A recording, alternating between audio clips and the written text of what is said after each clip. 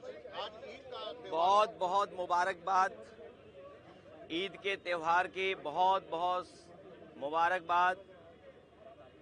आज आपके माध्यम से पूरे प्रदेश, देश और दुनिया के सभी लोगों को बहुत बहुत आज मैं मुबारकबाद देना चाहता हूं।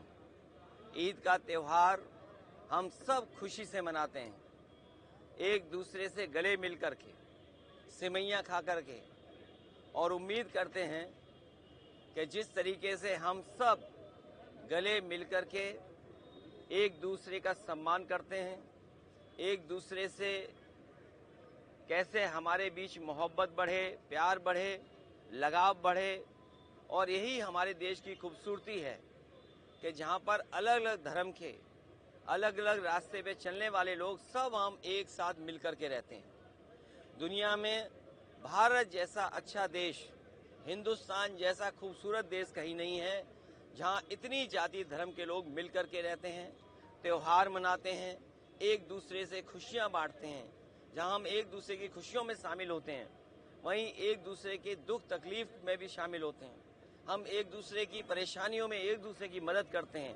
यही समाज हमारा इसी तरीके से बना रहे, और जब हम सब मिलकर के रहेंगे तो हमारा देश और तरक्की और खुशहाली के रास्ते पर जाएगा। भाजपा के मंत्री आपके नमाज को बैन किया गया था, क्या कहेंगे सर? लगाए गए हैं, ये एक अनडिक्लेयर्ड इमरजेंसी है। मेरे पत्रकार साथियों, हालांकि आपको पता होगा, और इसमें से मैं देख रहा हूं कि बहुत सारे सीनियर लोग भी हैं और बहुत वर्षों से आ रहे हैं यहाँ पर, और यहीं पर कवर करने आते हैं, कवरेज करने आते हैं। आप इसी जगह पर मिलते हैं। कभी इतनी बैरिकेडिंग नहीं होती होगी। जब मैं आज आ रहा था तो जानबूझ करके पुलिस ने मुझे रोका। मैंने जानना चाहा कि भाई क्यों नहीं जाने दे रहे हो। पूरी बैरिकेडिंग लगा करके मुझे आधे घंटे जब बात की तब जाने दिया, बड़ी मुश्किल से, और एक गाड़ी जाने दी। और जब जानना चाहा मैंने कि आखिरकार क्यों ऐसा किया जा रहा है, तो किसी अधिकारी के पास जवाब नहीं था। आखिरकार इसको मैं क्या मानूं, क्या समझूं? इसको मैं तानाशाही समझूं, मैं इसको इमरजेंसी समझूं, मैं इस बात को ये समझूं कि ऐसा दबाव बनाना चाहते हैं, डराना चाहते हैं, धमकाना चाहते हैं कि दूसरे के धर्मों में शामिल ना हो, दूसरों के कार्यक्रम में शामिल ना हो। कम से कम मुझे ये बताओ, मैं जाने कितने वर्षों से यहाँ आ रहा हूँ। मुझे याद है नेताजी मुझे पहली बार लेकर के आए थे, उस दिन से आज तक लगातार आ रहा हूं, लेकिन ऐसी बैरिकेडिंग कभी नहीं देखी। और बैरिकेडिंग इसलिए की जा रही थी कि लोग त्योहार न मना पाएं, और जो अपनी धर्म की मान्यताएं हैं, धर्म की जो परंपराएं हैं, वो भी न मान पाएं। तो सबसे बड़ा खतरा लोकतंत्र को है, संविधान को है। ये सरकार बड़ी जिम्मेदारी के साथ मैं कह सकता हूं, यह मुझे नहीं कहना चाहिए, लेकिन फिर भी मैं कह रहा हूं कि ये देश भारतीय जनता पार्टी संविधान से नहीं चला रही है। भाजपा के मंत्री लागू होने जा रहा है सर देश भर में। जब मुबारकबाद दे रहे थे तो लोगों ने उनको वापस जाओ के नारे लगाए थे, विरोध किया। लेकिन मैं इसमें कुछ नहीं कह सकता हूं। मैं यही कह सकता हूं कि हमारा देश बहुत बड़ा देश है, और यहाँ पर सदियों से हम मिलकर के रहते आए हैं। हमारी मिली जुली संस्कृति यही है कि कब किसके एक दूसरे के खाने से हम मिल गए, एक दूसरे के कपड़े पहनावे से हम मिल गए। हमारी बोली भाषा, हमारा व्यवहार, बहुत सारी चीजें हमारी एक दूसरे से मिली हुई हैं, एक दूसरे से हमने सीखा है सदियों से। इसीलिए मिली जुली संस्कृति के साथ ये देश आगे बढ़े, तरक्की करे, यही सबकी कामना है, और हम सब यही चाहते हैं।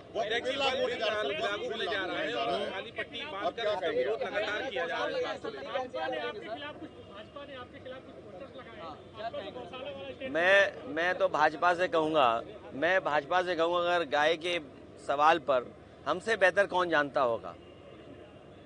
भाजपा वालों को मैं इतना कहना चाहता हूं, जो पोस्टर लगा रहे हैं, जो चैनल में डिबेट कर रहे हैं, और बड़े बड़े एंकर, ये जो बड़े बड़े राष्ट्रीय चैनल हैं जिनके एंकर बड़े बड़े बहस कर रहे हैं गाय पर, मैं सबसे कहूंगा कि गाय संरक्षण के लिए काम करें।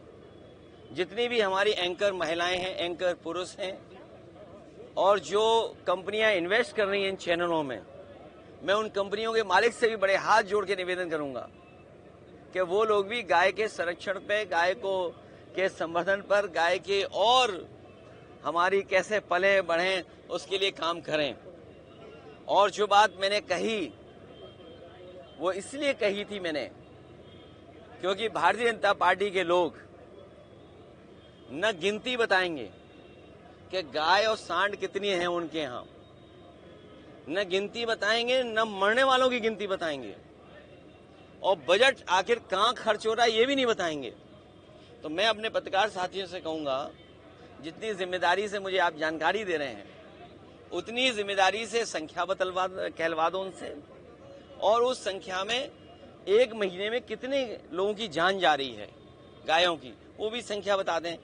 और आखिरी में अपनी बात कहता हुआ, ये सब बहस इसलिए भारतीय जनता पार्टी छेड़ती है क्योंकि जो बुनियादी सवाल है, किसान की आय दोगुनी होना, नौजवान की नौकरी रोजगार का सवाल, इन्वेस्टमेंट आने का सवाल, महंगाई का सवाल, बिजली महंगी का सवाल, इलाज दवाई है ही नहीं अस्पतालों में, और सबसे बड़ी बात जो छिपाना चाहते हैं वो जो भ्रष्टाचार है, ease of doing corruption, ease of doing and taking commission, ease of doing घोटाला, और उनका ही सबसे प्रिय अधिकारी लापता है, भगोड़ा है, साबित हो गया है।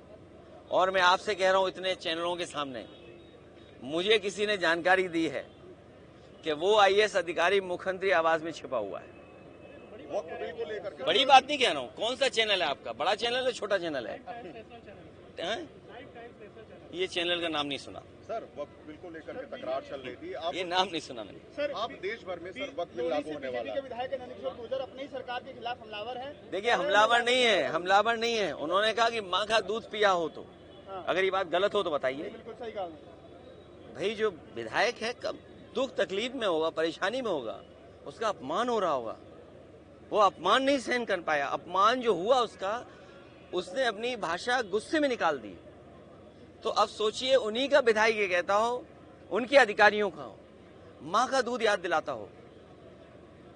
अब अधिकारी जाने और बीजेपी के लोग जाने। अखिलेश जी, सड़कों पे कांवरिया चल सकते हैं तो 5 मिनट की नमाज क्यों नहीं हो सकती? अबू आदमी ये पूछ रहे हैं। वो ठीक कह रही हैं। क्या कहेंगे सर? ममता बनर्जी जी जो कह रही हैं एकदम ठीक कह रही हैं। आज जो ममता बनर्जी जी फेस कर रही हैं बंगाल में, जिस तरह का भारतीय जनता पार्टी झूठा प्रचार कर रही है बंगाल में और बिहार में, इसी तरह का गंदा प्रचार, घटिया प्रचार भारतीय जनता पार्टी ने यूपी में भी किया था, और आप लोग सब जानते हो। लेकिन मैं जानता हूं कि आप भी कुछ नहीं बोलोगे। अबू आजमी क्या कहेंगे सर? वो कांवरिया अगर सड़क पे चल सकते हैं तो नमाज 5 मिनट क्यों नहीं हो सकती? उस बहस में मैं नहीं पढ़ना चाहता हूं, लेकिन जो सड़क है, मेरे साथ कौन चलना चाहता है? अभी सोमवार को कौन चलेगा मेरे साथ? बताइए सर, कहाँ चल रहे हैं? हाँ, अच्छा, हाँ, ठीक है। एक है देवी, उनके पास हम और आप सब लोग चलेंगे, ठीक है? हम ले चलेंगे आपको, हम लोग ले चलेंगे सर। वक्त बिल लागू होने जा रहा है। देखिए, ये मैं आपको बताऊं, आप कहाँ के हो? अरे नहीं, न्यूज नहीं, यूपी के हो ना। अगर ये प्लॉट लेना चाहेंगे उत्तराखंड में तो इन्हें 250 मीटर का भी प्लॉट नहीं ले सकते। सोचिए, आप ही के प्रदेश से निकला हुआ बना हुआ प्रदेश, और अगर आप जाना चाहें तो आप वहां 250 मीटर का भी प्लॉट नहीं ले सकते। बताइए, आपका पड़ोसी प्रदेश, सोचिए ना क्यों। और हमने मुख्यमंत्री बनाया हुआ है उन्हें, तो मैं चाहता हूं ये मुख्यमंत्री भी उत्तराखंड चले जाएं।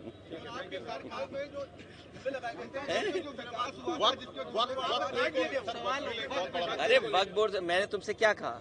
बीजेपी ने पहले एंग्लो इंडियन का वो लिया वापस आरक्षण, जो एंग्लो इंडियन का रिजर्वेशन था वो छीन लिया। जीएसटी से कहा कि हमारे जो व्यापारी हैं उनको सुविधा मिलेगी, उनको मदद मिलेगी। जीएसटी ने महंगाई बढ़ा दी, व्यापार बर्बाद कर दिया, व्यापारी परेशान कर दिए। नोटबंदी ने ये कहा कि भ्रष्टाचार खत्म हो जाएगा। आप बताइए कितने का कमीशन का मामला चला यहाँ पर? ये बंटवारे का झगड़ा है, कमीशन का झगड़ा नहीं था। जब बंटवारा का ठीक होता तो कोई किसी के खिलाफ एफआईआर नहीं होती। ये बंटवारे की वजह से हुआ है। तो आज तक बीजेपी ने जो फैसले लिए हैं उससे पॉलिटिकल लाभ लेने के लिए लिए उन्होंने। जो मोटी बात ये है, जो फैसले, जो कानून, जो संविधान में परिवर्तन भारतीय जनता पार्टी करती है उससे पॉलिटिकल लाभ लेना चाहती है। उससे भारत का विकास, हिंदुस्तान का विकास नहीं होता। और अगर भारत का, हिंदुस्तान का विकास हो रहा होता, चाहे नोटबंदी के फैसले से, चाहे जीएसटी लागू करने के फैसले से, तो आज हमारे 80 करोड़ लोगों को राशन नहीं देना पड़ता। 80 करोड़ लोगों की आय सरकार नहीं बता पा रही। आप वक्फ बोर्ड की बात कर रहे हैं, बीजेपी वालों से पूछिए कि 80 करोड़ लोग जिन्हें आप राशन दे रहे हो उनकी प्रति व्यक्ति आय क्या है। और आपसे बेहतर कौन जानेगा, कोविड के बाद से आपका वेतन नहीं बढ़ा। कल ही आएगा सर ये वक्फ बोर्ड में, सर कल आएगा, क्या करेंगे सर आप लोग वहाँ पे? वक्फ बोर्ड ये जो तुम्हें नहीं पता क्या?